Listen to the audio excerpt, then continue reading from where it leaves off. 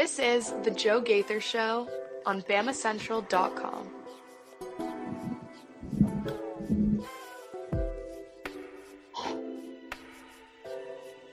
Good afternoon, Tuscaloosa, Internet World, West Alabama. How we doing today? On this Monday, it's the Joe Gaither Show on Bama Central and BamaCentral.com.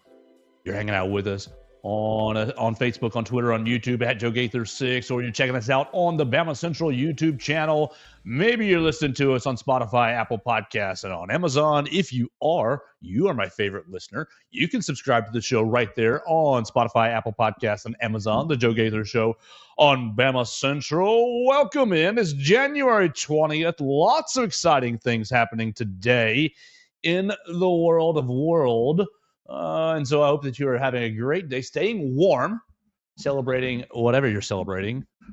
MLK Day, Inauguration Day, maybe both, maybe just the fact that you were off work today, or you're still celebrating an Alabama victory over the Kentucky Wildcats. That's what we will be doing today. Yeah. We'll be owning our bad prediction, but I think, did you predict Alabama to win and I took them to lose? I know I took them to lose. Yeah, I think just for the sake of the argument, I took them to win, but it was a very not confident, I'm going to say this because I have to, but I don't think it's going to happen. Okay. Well, I know that I picked, 96-89, I think is what I said. I know I said 86 or 88-85, I think was what I said. Well, I am wrong, and so you can give it to me in the comments at Joe Gaither 6 if you want to let me know how wrong I was about on last Friday's show about the Saturday basketball game. And obviously, the other voice you just heard is Mason Woods. You follow Mason Woods at MAWoods_. Mason, I hope you had a good weekend. Yeah, I did. We got a lot to get into. And so, I'll just throw it at you. I hope you had a good weekend. And let's go, bro. Well, I was just going to say, this feels like this is not the first time we've been in this situation with this Alabama basketball team this season. Even just in the short time, the 16 games it's been, I think now.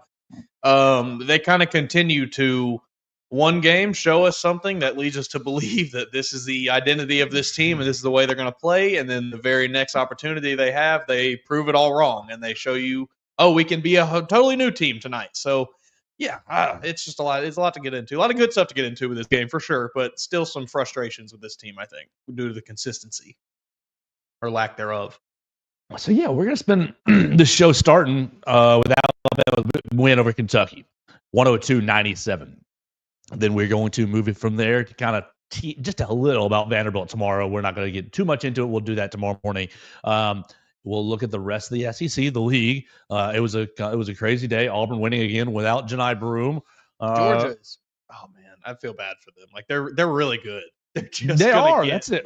They're just going to be that B tier because of Alabama, Kentucky, Auburn, Florida. It's just tough for them. Tennessee losing again. Yeah. Tennessee losing again. Mississippi State beating Ole Miss. So we'll talk about that. We'll get into the NFL playoffs from an Alabama angle. I want to talk about Will Anderson's controversial flag. I want to talk about, I guess, Jahmyr Gibbs having a big old day. He had a great game. They lost, but they couldn't stop it. I didn't watch much of the Lions-Commanders game, but I was all over Ravens. Oh, my gosh. Mark Andrews. You should not return to your home in Baltimore. What's his day like today? What's his day like? What's Mark Andrews celebrating today? So we'll talk about that as well. And just for the sake of argument, we might throw in a little hangover story or two we're fully transparent. I made some silly decisions last night. Just enjoying Sunday night and knowing that we weren't recording until in the afternoon on Monday. I was just letting it loose a little bit. Nothing's gone wrong. I'm A-okay. Just want to make that clear. But we can use that as a jumping off point if we need a little more time. All right. Let's go back and let's start. Alabama basketball goes to Lexington, 102-97. Grant Nelson, I think Grant Nelson was embarrassed from Tuesday. Do you? I would say so. I would say a little bit, certainly. I think he came into this game with an agenda, and he was going to push his agenda. 19 of his 25 points coming in the first half, 2 of 5 from beyond the arc in the first half. He makes just 2 of 7.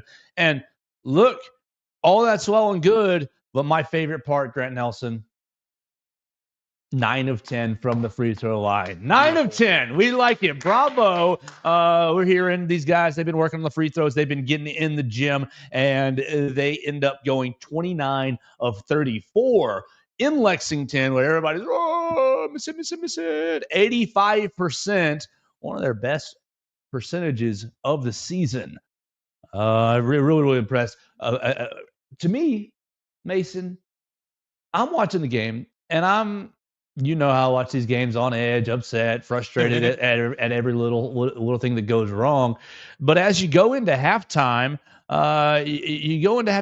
you're winning by 2. You end up like you were up a little bit at the first half, and whatever. You go into halftime, and I'm thinking, wow, everything I was mad about in the first half.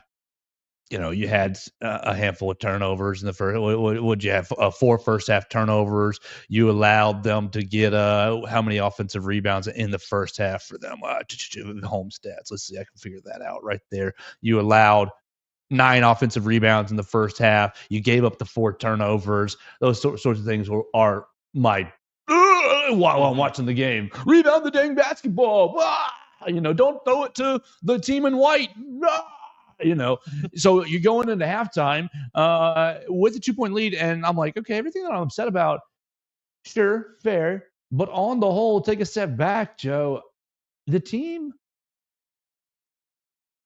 I think, played its hardest 40 minutes of the season in Lexington. You take some sloppy, a little bit of sloppy here and there, some physicality here and there.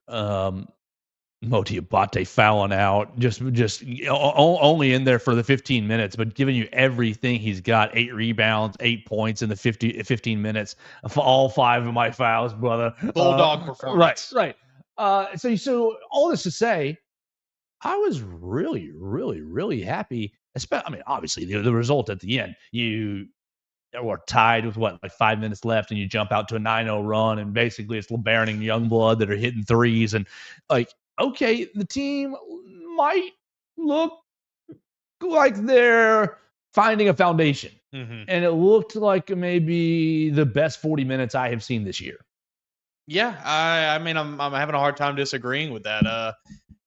That was an incredibly impressive performance considering who it was against, and where it was at, the circumstances surrounding the game. You come off the really ugly loss at Ole Miss. You desperately need a bounce back victory, and then you have to go on the road to one of the hardest places to play in the country, and you beat one of the best teams in the country. It was very, very impressive for Alabama. It showed a lot of resilience with this win.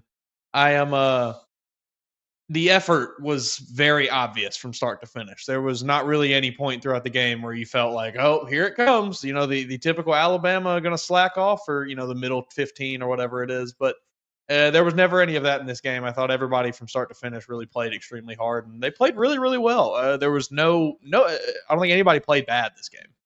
Yeah, LeBaron bouncing back with finding 15 points, 4 of 10 from the field, 4 of 4 from the free throw line. You have 20 assists.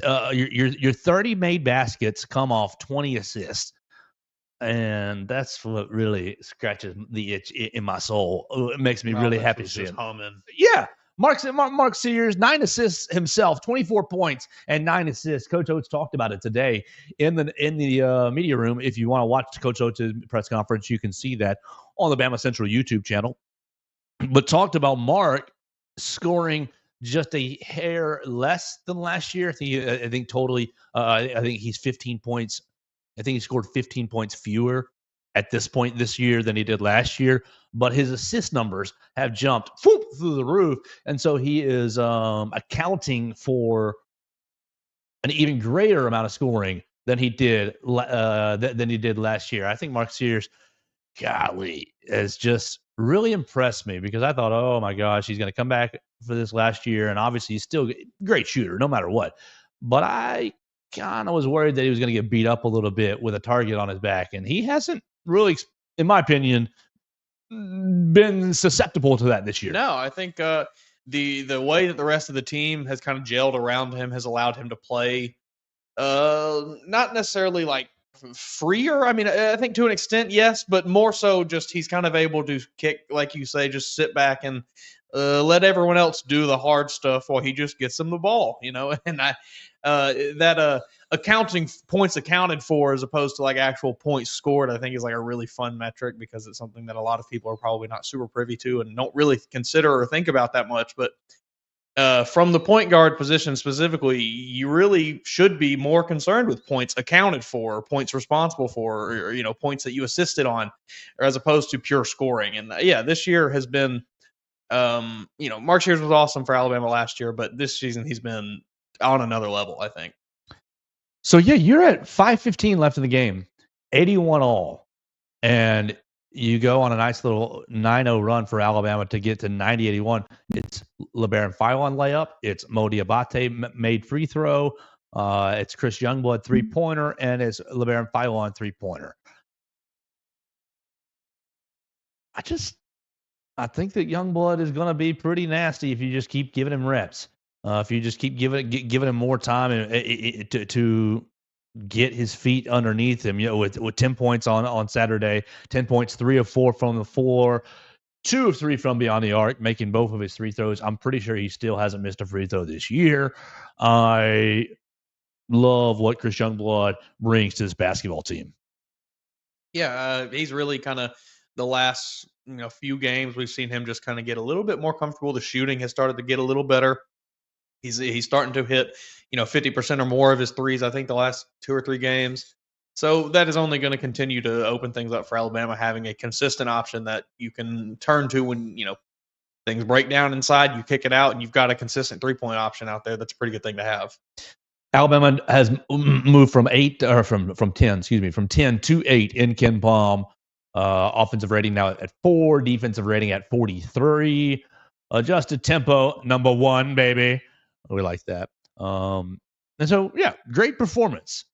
Great performance in a place. We talked about what record would win the league on Friday. We talked about, what was it, 14-4. I think it's an 18-game season. I think it was 14-4, what we said. And how tough it was going to be to win on the road.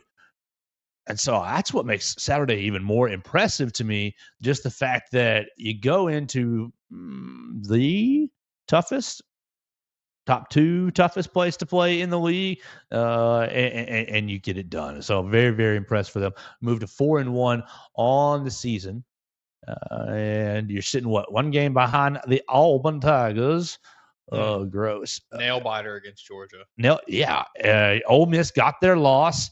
So Ole Miss. So you're sitting there tied for second with Ole Miss and Missouri at 4-1 in the league. Let's see. Flip back to that. Auburn gets a 2-point win. Florida blows out Texas at home. Tennessee loses by 1 on the road. I mean, goodness gracious, Vanderbilt tried to lose that game late. Tried to give it back away to Tennessee. A&M beats LSU pretty nicely by 11 at home. State goes into overtime with Ole Miss and does beat them. That was an awesome ending to that game. I don't know if you saw it. I saw the video on Twitter that I think State Basketball posted. It was really cool. Just a good game. Oklahoma gets their first conference win, 82-62 over South Carolina, and Missouri beat the ever-loving Breaks off of Arkansas, 83-65. What's happening? Yeah, that's your mind reader. I'm sure you had to have seen the same on 3 graphic that I saw today with archaic, and then Cal's face right there pasted behind it. Well, he's running an archaic offense at Kentucky. Yeah. Has time caught up to John Calipari? Time caught up to him after the a little bit after the Kentucky national title run. Mm-hmm. The John Wall, Anthony Davis run. or was John Wall with Cousins? Anyways, after Anthony Davis, after you stopped recruiting like a genetic freak, archaic is really the name of the game. And if I'm Arkin, first off, I'm loving it. I love it. Every single time makes me laugh. Because Arkansas, they thought they were doing something. Mm-hmm. They thought, we're swinging and we're landing a home run. But you haven't really been afraid of running up against Coach Calipari from a scheme standpoint when Nate Oates is on your sidelines. No. And I don't think, and I think that that's only continued in the SEC. I mean, Dennis Gates put the wood to them. I mean, most of it was in the first half, 52-35. They ended up winning the second half, 31-30. Zvonimir Avicic, 14 points, 10 rebounds for Kentucky, for Arkansas. Excuse me, not Kentucky. He was with Kentucky. Still a little strange, right? But that's how we're playing, Coach.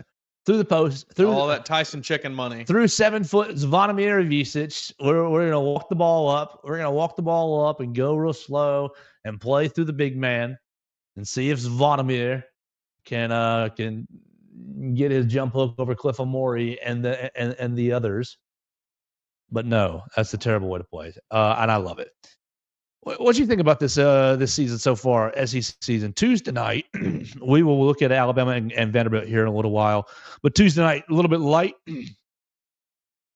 Alabama, Vanderbilt. Mississippi State is at Tennessee. Missouri is at Texas. So just a 3-game slate. We will be on SEC Network. For those who cannot be in the building, please come if you can be in the building, because, look, just make these home games. I know they disappointed you last time, but make these home games an intimidating environment. They made up for it with that road performance. Then Wednesday night, Florida, South Carolina, Texas A&M at Ole Miss, and Georgia is at Arkansas. Georgia's going to beat them. Yeah, probably. Georgia has shown us now they've gone toe-to-toe with, Tennessee and Auburn both, I think. Yep. And it's a good Georgia team. They're very feisty. They play hard. They're talented. They have guys that can score. They have guys, big guys down low that can play hard. They will steal a couple games this year, I think, against some teams they're probably not expected to. What do you make about what Georgia did? Because they did get a huge upset. Was it over Florida? Right. They beat either Florida or Tennessee. They beat Kentucky. Okay. So they beat Kentucky at home, Mm-hmm. Coliseum, 2 weeks ago. Is that right? Roughly? 3, yeah. No, 2. Yep. And the Georgia, the university operations people, what do you think about this? They tweeted, "Thank you, fans, for not rushing the court. Because you didn't rush the court, we're putting $25,000 into something." It was either some fund or some game day experience fund, whether it's T-shirts and hats at the game or something, or they were basically committing $25K into student experience, into game day experience in some form or fashion. It was either food vouchers or something. Didn't really catch all the details, but the point was you saved us $100. We would have paid $100K if you rushed the court. Well, you saved us $100K. We'll pocket the 75 and do whatever we want with it, and you guys can have fun with 25. Hey, that's pretty good. I like that. It's a win-win for everybody. I don't think anybody comes out upset here. Obviously, the university's very happy. They don't have to blow all that money. And then the fans are happy. They get a little something they weren't going to get otherwise. More schools should do something like this. I think it's a different way of approaching this situation where, rather than, all right, let's wait until it happens and then punish them super hard. It's well, let's just incentivize them not to do it in the first place. And it's a good idea, I think. And furthering this same conversation, if you've turned on a Georgia game this season, Stegeman Coliseum's packed to the brim. They're go Dogs, rah, rah, rah. So we always talk about home environments. Cultivating a really good one there. Exactly. How do you obviously, I think the attendance is very good with the students at Alabama. Definitely. And Alabama's never going to rush the floor for anyone. I'm sorry. You can put number 1 Duke out there. I don't think you're rushing the floor. I don't think there's, and I don't really, I don't know if really anything that they would rush the floor, court, field, whatever you want to call it in. So, but I just wanted to bring that up as props to Georgia because I thought that was really creative. Hey, I think it's a very good idea. You saved us $100,000. We'll just throw a little bit back of it. Throw a little bit of it back at the fans. I think it's good. All right, Mason Woods. We're hanging out in the Derek Daniel State Farm Studios right here on the Joe Gaither Show on BamaCentral and BamaCentral.com. You guys can call Derek Daniel for all of your insurance needs at 205-758-3391. Derek and his team, they'd love to talk with you. Red, Reese, Victoria, they'd love to get you on the phone with an auto insurance quote, a homeowner's insurance quote. You want to talk renters insurance. I know that moving season is just around the corner, so make sure you're up on that. Call Derek and his team at 205-758-3391. Like a good neighbor, Derek, Daniel, and State Farm is there. Call and see how much Derek can save you today. All right, let's talk about, you got any other basketball topics before I move into Will Anderson? Any other thoughts on the team right now? Because I don't want to dive too much into Vanderbilt. No, I think Vanderbilt's a solid team and they'll pose a decent threat. But yeah, we'll get into it tomorrow more. They are turning people over a lot, so that's something when you look at your notes tonight to take note of. Oh, it's in his press conference saying they turn people over a lot, but they do it differently than Ole Miss. So we will talk about that tomorrow. But I wanted to finish this up with a few loose ends. NFL playoffs, Will Anderson and the Houston Texans losing to the Kansas City Chiefs. Will Anderson after the game talking about, we knew we had to come up here and beat the refs. I want to talk about the national championship game, and then we'll maybe call it a day. What'd you think of Texans Chiefs? I think first the comments from Will Anderson and many of his teammates following the game, regarding the officiating. I look, it's plain as day that there is something happening. I mean, all of America sees it. We all see it, whatever. I don't think there's some nefarious plot by Roger Goodell to he's calling down from his big leather chair that says, "Oh, somebody throw a flag. Patrick Mahomes needs another down." But, maybe there's something to it. Who knows? But regardless, I hate when teams take that angle so much. Just accept that you lost. You played a decent game, Houston. Your defense looked good. You just made a couple crucial errors. The Chiefs are a team that you cannot make a single mistake against, especially at this time of the year in the playoffs. This is when they just lock in. You saw it from Travis Kelce. Hadn't done hardly anything all season. Has his best game of the year, basically. So, this was, it was written in stone basically before the game even happened that the Chiefs were winning this one probably. But disappointing to see that so many of the Texans wanted to play the ref game after. Henry To'oTo'o with 7 tackles, one Will Anderson with 4 tackles, 2 sacks, 3 tackles for loss, 2 quarterback hits. You got John Mechie with 2 receptions for 35 yards. Anybody else on this list? Popping my eyes as an Alabama name. Tuscaloosa native Kamari Lassiter on the Texans. 3 tackles for him.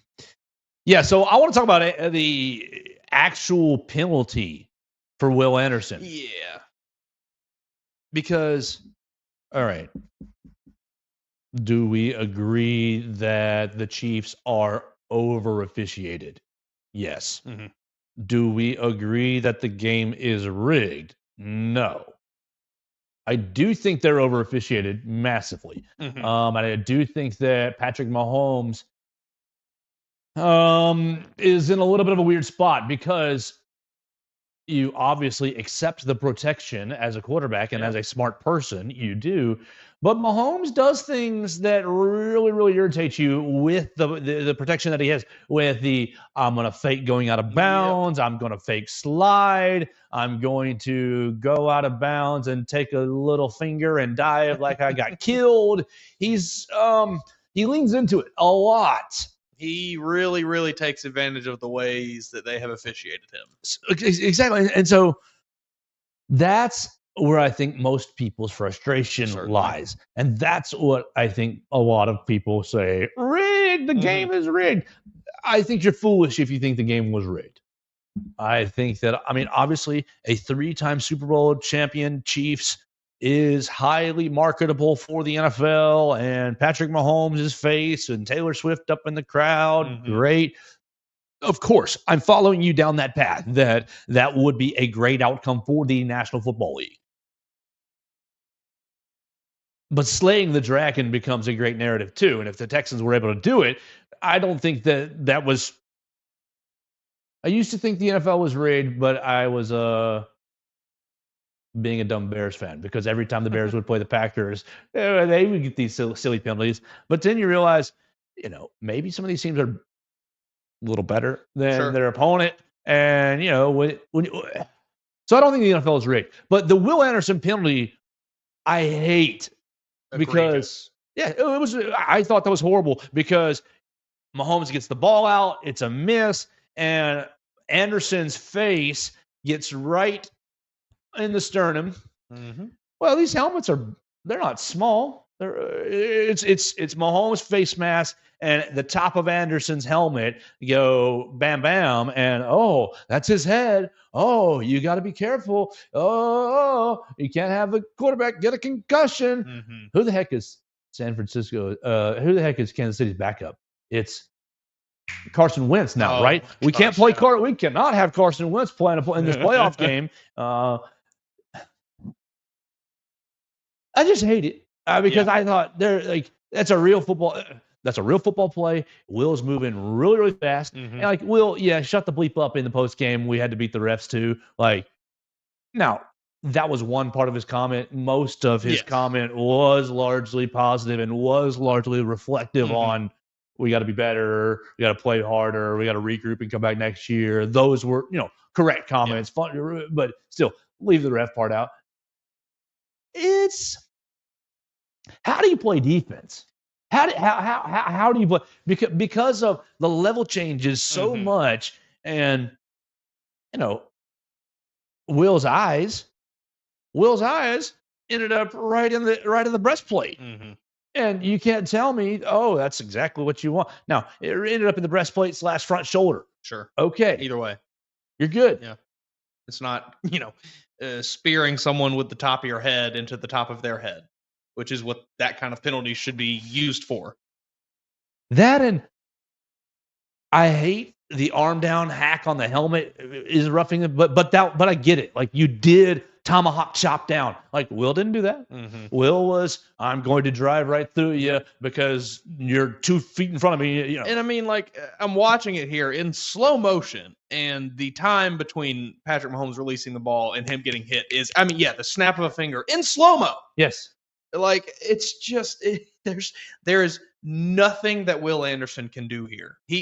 It's a horrific penalty. The only option he has here is to stop moving and put his hands up in the air. You saw and look at the ref and say, "Please don't throw a flag, Mr. Ref." Yeah.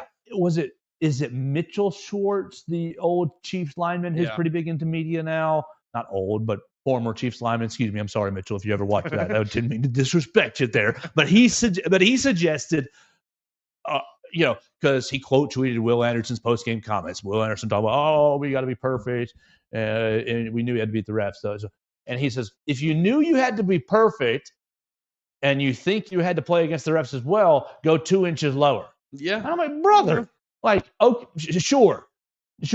I mean, but it's a matter of, we're arguing over an inch. It's kind of crazy, and to,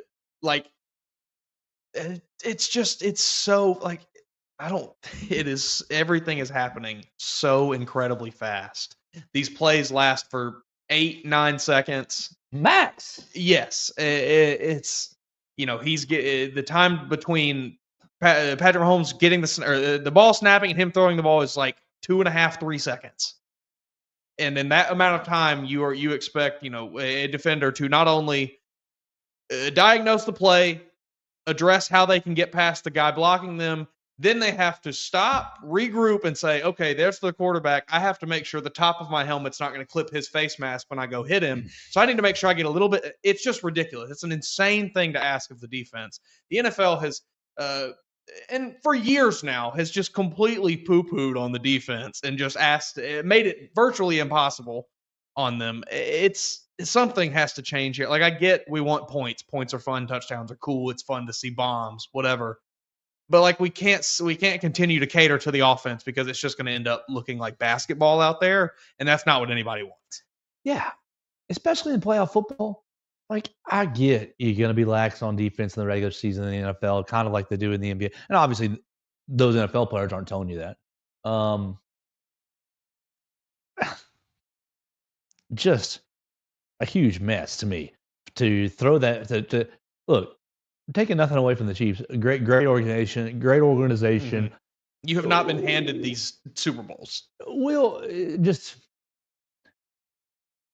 I was just disappointed for Will because I think that was on a third down. And does it change the game? You got no idea, but they get a first down. I'm pretty sure they go on to score on that drive.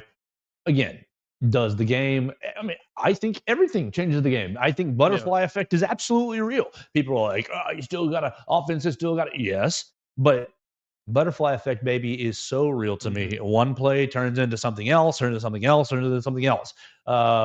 And something negated, thus cuts all that off. I mean, think about Ryan Williams in the end zone with Oklahoma. People are like, oh, Alabama wouldn't have come back. You don't know that.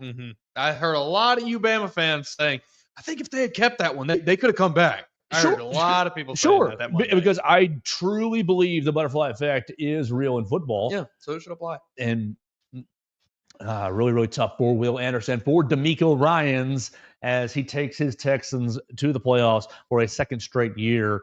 And is this, did they lose the wild card last year? And they got to the divisional this year? So. All right, so one step further. Great job, DeMeco.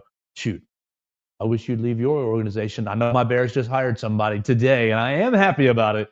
But that would have been a fun thing if that were ever in the like outside the realm of possibility. Yeah, if he could leave the AFC South, that would be cool. Right, the Bears just magically say traded for DeMeco Ryans. They would have had to trade for him. That's fine. He can leave. I don't like to see him over on the. He's terrorizing your Titans. Oh, it's gonna be so long. CJ Stroud's gonna be there for so long. Yeah, because he's Nico Collins. Oh man, you got Derek Stingley and you got Kamari Lassiter, two top young corners on the defense, locking guys down. It's just I'm in hell over here as a Titans fan. Hey, who can I compare him Mike to? Borgonzi from the Chiefs though, the assistant GM. Yeah, hey, very very excited about team that. builder from the Chiefs goes to the Titans. Very very very extremely super excited about that, especially because I saw a quote from him specifically this week where he is talking about the decision to not draft a quarterback the year before they drafted Patrick Mahomes and to instead sign Alex Smith, or maybe it was 2 years before, whatever it was. But they went with offensive line, they got receiver help the following year, and worked out pretty good for the Chiefs. So that Tennessee, Amy Adams, you don't have to draft a quarterback this year just because they're there. Who does DeMeco remind you of? And I hate saying I don't want to make this comparison because all the race whistles will blow off. But the only face that's coming to my brain is Mike Tomlin. I just think that he's so poised. Yeah, and I think that over these 2 years, what you've seen out of DeMeco is. Any BS throws the Texans way. Somebody gets hurt. Something happens. Just a hurdle. Any hurdles that happens, he's clearing them like, hey, we expected this. Yeah. We expected that. Nothing's bothering us. This is the NFL. This is the way it goes. And so he's just got this really aura about him of confidence the way I don't know that he's. It's like a quiet confidence. Sure, you just kind of feel it. Yeah. Tony Dungy's book was called Quiet Strength. But I think, I think a lot of DeMeco Ryans. I think that he's obviously, favorable division playing the AFC South, but you have taken a team that was kind of in shambles after you lost to Deshaun Watson. Bill O'Brien did not leave the Texans in a good spot. And they have rebuilt to be highly, highly, highly competitive. And I think they're playing good football, really 1 through 53 on the roster. Yeah, I hate it, but it is true. Okay, so that's Texans Chiefs. I didn't watch much Commanders Lions. Oh, man, you missed a great game. I know Jahmyr Gibbs had some touchdowns. I know Jamison Williams tried to have sex on the field. He did. Somebody. J-Mo. Hey. J-Mo, buddy. Hey, let's lock in, big dog. Let's just lock in a little bit. Not sex on the field, sex with the field. With the turf. It was that's a move, I guess. And maybe he can write it off as I was doing push-ups or so. I'm sure. Yeah, Jameer Gibbs and who was it? Was Amon-Ra? I think it was. They both picked him up. They picked him up before the third pump, so there was no penalty. That's crucial there. Oh, what do you think about? And then the pick, Jamison Williams was throwing that ball come hell or high water. I mean, it's like before it was even snapped, he knew it is my job to deliver this ball down the field, and that is what I'm going to do no matter who's there. And he sure enough reared back and Kobe'd that thing and back-breaking interception, which, this is your guy now, so I don't want to speak bad on him, but like inexplicable decision from Ben Johnson there to call that play in that situation. You didn't have to. I think it was a 3-point game at that time, and it was like a 3rd and 6 or something. He was just ready to get to his next job. Yeah, I think that's what it was. He interviewed all week long. He'd been talking with Caleb Williams all day, and he was like, "Man, I'm sick of this, dude. Jared Goff. Jared Goff makes me work so hard. Jared Goff makes me have to call these trick plays." But yeah, man. That was a heck of a game. They did have Ben Johnson, one play you definitely need to bring to double. You. Yes. Oh, that was so cool, erotic. We're gonna pitch it out to a running back, and then we're gonna run a double. We're gonna run a shovel underneath that shovel. Oh, that was erotic to me. I said, bring that one with you. That one, please. We'll take. And you hire Ben Johnson. In my opinion, all but guarantees that the Bears take an offensive lineman in the first round right here. I mean, what have the Lions been doing over the last handful of first rounds? It's been offensive line or defensive line, offensive line or defensive line. You had Frank Ragnow. You had Jahmyr Gibbs. I know, but those are after. Is yours. Those are after. Genty is yours at 10. Those came after we got Frank Ragnow and after we got. They got Darnell Wright already. Yeah, but we need one more. We need one more like stud up front. But think about how fun it would be if you had your own Jahmyr Gibbs. There'll be another Jahmyr Gibbs out there. We need some men up front to protect Caleb Williams. Well, you got your leader of them now. So. Leader of men. Jaden Daniels is the future. Do you want to go there? Please. It's fine. I don't actually. Because I am fired up about Jaden Daniels as well. Jaden Daniels is awesome. He's great. As soon as Cliff Kingsbury leaves, it will all fall apart. But he is still pretty awesome, I think. He had a fantastic game. I mean, 22 of 31, 299, and 2 tutties. A lot of yards on the ground. Yeah, I mean, I think it's still a little scheme dependent. That's fine. But we'll see. I have no issue crediting Jaden Daniels as a good player. He's a good player. The turnaround for the Commanders this year, I will say, is very, very awesome. It is fun to watch. A good storyline. You talked about the Texans getting to slay the dragon. Not exactly slaying the dragon, but a remarkable turnaround from what the number 2 overall pick to now in the NFC Championship. That's Dan Campbell crying. Oh my God! I was man, I was feeling some feelings watching Dan Campbell cry, going, "Yes, cry those tears into this cup, right here into this cup, please, so I can drink them." How bad are the Lions going to be next year after losing Aaron Glenn and Ben Johnson? That's going to be the true test of Dan Campbell as a leader. Back to the basement, buddies. It might just be. We'll see. So Jaden Daniels is great. Brian Robinson had a good game, 2 touchdowns. The thing that really set me off this weekend, Jaden Daniels is great. What it was, the Bears should have drafted Jaden Daniels. Y'all messed up. He would have been terrible on the Bears. Dude, use your brain. Yeah, he would have been terrible on the Bears. Use your brain. Anybody that was going to this year's Bears team would have been bad, mediocre to bad.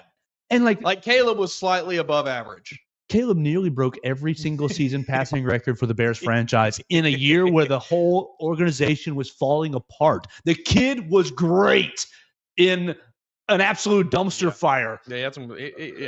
He showed a lot. Jaden Daniels gets drafted. He could have been great too in the same dumpster fire.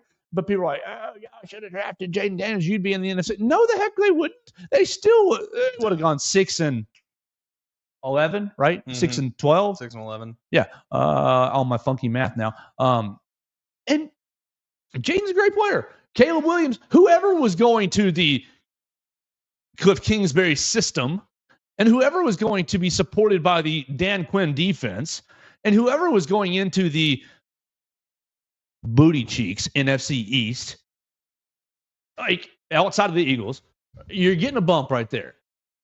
Jaden Daniels I is did great. see this But stat. you cannot sit here with a freaking brain and say, well, y'all drafted the wrong quarterback again. I will see. And to play devil's advocate a bit, it's worth noting that of rookie quarterbacks that have led their teams to AFC/NFC championship games, Jaden Daniels has the worst defense of any of them by a wide margin. I think it was the 15th ranked scoring defense, and everyone else had between 1 and 3. He's a great player. Electric.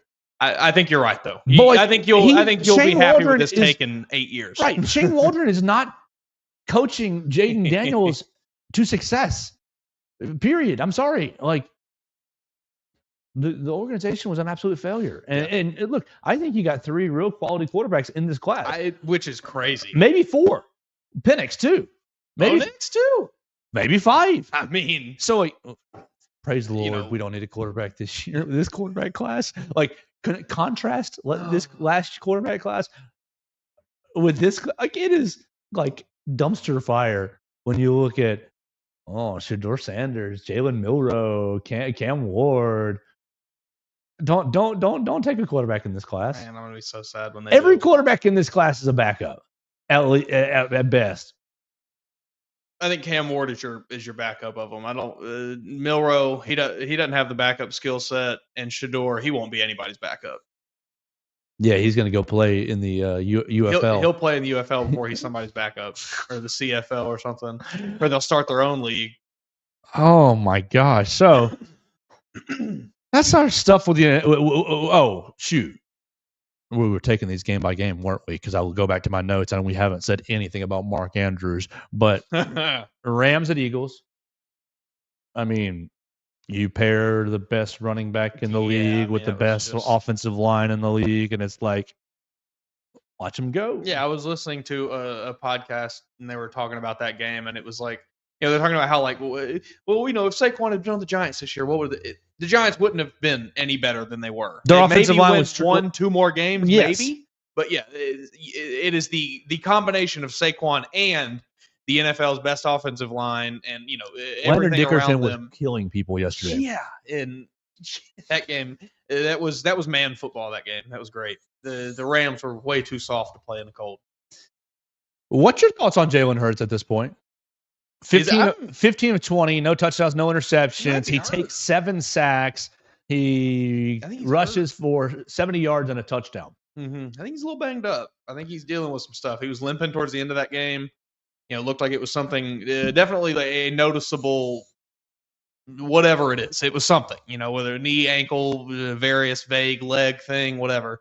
He was limping noticeably at the end of the game. So, I think that 7 sacks maybe had a little bit to do with it. Dude, Jared Verse was a monster yesterday. Yeah, I think he puts himself into some of those sacks with That's the way what I was that he asking. plays. It's a bit of the Eagles have a fantastic roster, one of the best in the NFL. Obviously, they're in the NFC Championship game,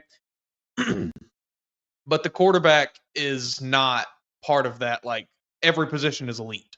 Jalen Hurts is good.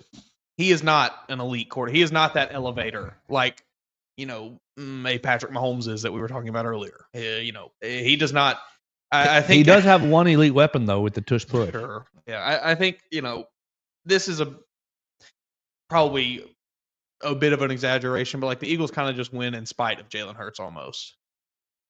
He doesn't make a lot of the winning plays himself. It's the guys around him that put him in situations. AJ Brown getting open, Saquon Barkley breaking 2 50-yard plus runs. So Hurts, he's very solid. I would take him on the Titans in a heartbeat. But yeah, I don't think he is that like elevator guy that's gonna, when everything else collapses around him, I wouldn't really be counting on Jalen Hurts to do it himself. Now, he did have a great game in his last Super Bowl appearance, though. So he was the best player on the field in that last Chiefs-Eagles Super Bowl. And then the nightcap. If I were a Ravens fan, I would be suicidal.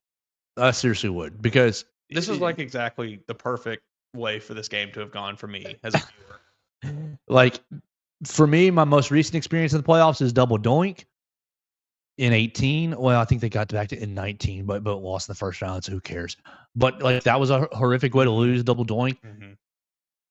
I think dropping a 2-point conversion with no one around you when the ball's delivered right into your the breadbasket. belly button. I mean, I would be suicidal if I were a Ravens fan, especially after the way, like that 18 season for the Bears was like water in a desert. Oh my gosh, we can drink anything and great. Like the Ravens were actually really good, and they were decimating teams. We were a little cutesy in that 2018 season for sure, but like the Ravens were a real. They were a juggernaut. Should have been. Mark Andrews, you fumble. You dropped the 2-point conversion. So great. It was so nice. I got to see the two players that I really enjoy, Lamar Jackson, Derrick Henry, both had great games. The loss was neither of their fault, but I still got to watch the Ravens lose. It was awesome. We were going to talk about the Lamar Jackson interception. Looks like if you watch it on the all-22, wide receiver runs a different route. You got a miscommunication issue, and whether that's on quarterback or wide receiver, I think more often than not, it's usually on the wide receiver. Just issue there. Yeah, I'd be so sick if I were a Ravens fan. My good friend of mine, big Ravens fan. He was in shambles. That would have made me call my mama and just sit there and cry for a little bit. Mama, I love you. Ravens have had some tough playoff losses. Notably to my Titans a few years back. That was great. I still bang the drum for that game. About all I have. Well, we move into championship weekend, and we'll talk about that next week. It's gonna be fun. I think it's gonna be some good games. Bills, Chiefs, Eagles, Commies, Commanders. Yeah. Well, we'll find out about that. Okay, almost done for the day. Thank you, everybody, watching us on the BamaCentral YouTube channel, listening to us on Spotify, Apple Podcasts, and Amazon. Subscribe, rate, review the show, send it to a friend as we figure out what we're going to do in the future. Mason, I went to Best Buy to buy us a dadgum hotspot today, and they go, well, we don't have any on the store. I said, it shows it right here that you got one. You know how many people walk up to me at the Home Depot and say that on every Monday? Why do y'all do that? Well, because retail. Typically, I don't know about Best Buy, but I would say every time someone does that to me at the Home Depot, you just have to say, well, you see, if you scroll down a little bit, it actually is going to say, that says ship to store, and you're going to want to click pick up in store. And then they say, oh, I see it's not available when I hit pick up in store. It's only ship to store. I see. That may have been your issue. All right. Well, we will look for that. But that's crazy that you would think that seems like a pretty... all they had was some really, really high dollar ones. That feels like a piece of technology that people are still using these days. Hotspots. I don't think the hotspot has gone obsolete, and it's weird that you would not be able to find one at the Tuscaloosa Best Buy, given it's a bit of a smaller Best Buy. But oh my gosh, that's lame. National championship game tonight. It feels like it's not even happening. Kevin Scarbinsky goes out there today and basically said that. Yeah. No buzz for the national championship game, and he got raked over the Twitter coals. Right.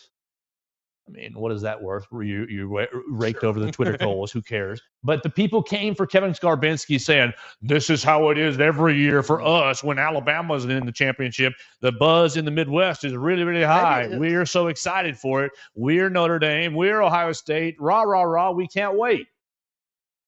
Maybe that's how it is. I don't believe it, though. Yeah, this isn't how life always is. I mean, no Alabama in last year's national championship game either. Was there pretty good buzz? Sort of. I think so. Better than this year, I think. Shoot. You got to sell a kidney to get in if you want to tonight. It was like $3,000 tickets. I was checking it right before we got on the show, and it was, let's see, right at $4,500 get you in the door, right up in the nosebleeds. Gross. In the corner. That's some desperate Notre Dame fans. Hey, though, $2 hot dogs and sodas. You're saving money there. That's two desperate fan bases wanting to see themselves win a title. You taking Ohio State? Ohio State, yes, it's been a decade, I guess, but you won that one. It's not like you're 2014, 10 years. You're not Notre Dame. My children, my 8-year-old children are now are now going off to college since the last time that our beloved Ohio State team won. Hey, there's a lot of other teams in much worse spots. There have been marriages and divorces happening in those 10-year spans. Lives have been lived. Tonight, Ohio State is a 9-point favorite 9-point favorite. ESPN's matchup predictor has Ohio State 55.3% chance to win the national championship game. Marcus Freeman, save us all. Hail, I hail still to think I Notre want Ohio Dame. State to win just for the storylines. It's just the notion of I cannot beat my rival, but I went out and won a national title. So what are you going to do, administration, is very funny to me from Ryan Day's standpoint. Basically, stories come out now from that Michigan game that Ryan Day goes into the team and basically more or less rakes himself over the coals, throws ash on the back of his head and says, "Oh, it's my fault. I wasn't ready. It's my fault." Blah blah blah blah. And the team, I think, really dug that move for sure, and thus they're in the national championship game. I'll be pulling for Notre Dame and the upset. I don't think I can. But it's Monday night, Mason. I'm not watching this bleep. That's what I mean. I'm a football fan. I'm watching Raw, baby. I love football. Look, I love. This starts at 6:30. You got me for 30. You got me for 30 minutes to hook me. This is gonna be like on mute on my second monitor while me and my wife watch a television show. It's just I'm having a real hard time getting super pumped up for this game. You got 30 minutes to hook me, or I'm flipping this bad boy to Netflix. Yeah, hey. And if you catch me, if I see Jeremiah Smith bombing down the field and then Jeremiah Love, Jeremiah Love, busting off some long runs, I'll lock right in. Don't get me wrong, but as it stands right now, I'm not excited to watch either of these two teams.